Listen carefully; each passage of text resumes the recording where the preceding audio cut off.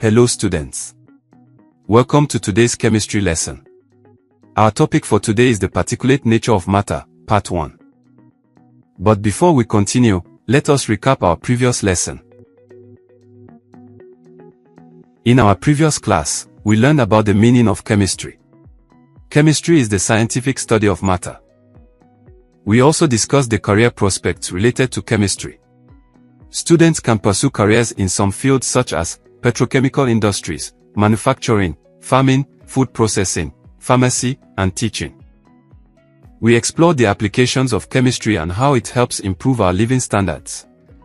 It increases food production with fertilizers, provides affordable clothing through synthetic fibers, supplies materials for housing, and supports healthcare, agriculture, petrochemical, and even space exploration. We also examined the adverse effects of chemicals. When chemicals are misused, they can cause harm such as pollution, corrosion, drug abuse, and poisoning. That's why scientists work to create safer and more sustainable chemical processes. Finally, we learned about the scientific method, which scientists use to make discoveries. Our lesson objectives for today are to explain physical and chemical changes, explore the concept of atoms and molecules, learn about Dalton's atomic theory, and identify the constituents of atoms, protons, neutrons, and electrons. Have you ever wondered, what happens when ice melts? Can we get the ice back? What about when wood burns? Can we get the wood back? That leads us to the fact that matter undergoes changes. These changes may be temporary and easily reversible, or they may be permanent and very difficult to reverse. A physical change is a change that does not produce a new substance and can easily be reversed. Examples include the melting of ice and the boiling of water, both of which can be reversed by cooling or condensation. Other examples are dissolving salt in water and broken glass. On the other hand, a chemical change results in the formation of one or more new substances. It is not easily reversible. For example, when firewood burns, it produces ash and gases, and we cannot get back the wood. That's a chemical change. Other examples include rusting of iron, reaction of acids with metals, fermentation and decay. Let's look at the differences between physical and chemical changes. Physical changes can be reversed, while chemical changes cannot. Physical changes do not produce any new substances, but chemical changes always result in the formation of new substances.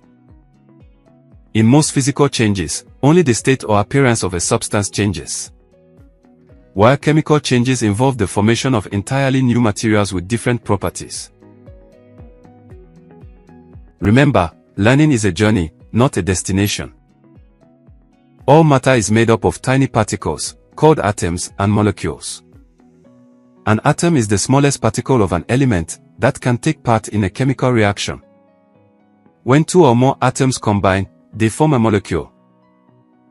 Everything around us, the air we breathe, the food we eat, and the water we drink, is made up of atoms and molecules. According to John Dalton's atomic theory, atoms can neither be created nor destroyed during a chemical reaction. They simply rearrange to form new substances. This idea gave rise to the law of conservation of mass, which states that matter cannot be created or destroyed in a chemical reaction. The total mass of the reactants is always equal to the total mass of the products. In other words, the number and type of atoms remain the same before and after a reaction, even though they may be combined differently. The mass of reactants is equal to the mass of product, meaning that no matter is lost or gained during a chemical reaction. This can also be expressed as P1 plus P2 equals P total, where the total mass after the reaction equals the total mass before the reaction. Every atom is made up of three main subatomic particles: protons, neutrons, and electrons. These particles differ in their charges, masses, and locations within the atom.